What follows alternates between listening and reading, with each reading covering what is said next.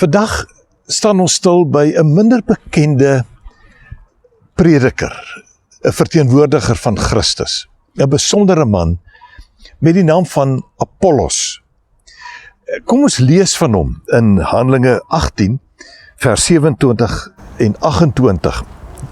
Toe Apollos, miskien moet ek net aanhaal uit vers 24 van hierdie gedeelte wat sê, dat hy 'n begaafde spreker met 'n deeglike kennis van die skrif was.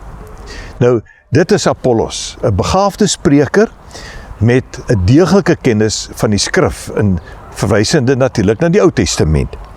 Hy wou na Agaia toe gaan, en die gelowiges het hom aangemoedig en vir hom 'n brief saamgegee aan die gelowiges daar om te versoek dat hulle hom vriendelik moet ontvang.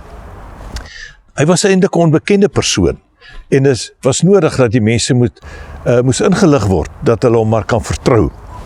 Daar aangekom was hy tot groot hulp vir die wat deur die genade van God gelowig geword het, want hy het die Jode in die openbaar kragtig weerlê en uit die skrif bewys dat Jesus die Christus is. Hy het 'n baie moeilike taak gehad, wat my betref, om uit die Ou Testament te bewys dat Jesus die Christus is. Jesus se naam kom nie so voor nie, en dan moes verduidelik word hoe hy dit verstaan, hoe hy die verskillende skrifgedeeltes verstaan.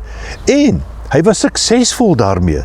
Hy kon die Jode se siening weer lê, hulle Ou Testamentiese oortuiginge kon hy weer lê uit die Ou Testament met die waarheid aangaande Jesus Christus.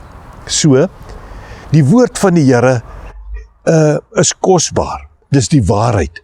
Dit moet net reg gebruik word. Jy moet oortuig wees van dit wat jy glo en weet wat jy glo, en die skrif gaan bevestig wat jy glo, en jy kan dit met groot vrymoedigheid oordra. Ons het soveel aan ons kant. Ons het die Ou Testament en die Nuwe Testament, en alles wat nodig is om die verlossingsboodskap van Christus, van God deur Christus in die tyd waarin ons leef, goed te verstaan en maklik te kan oordra.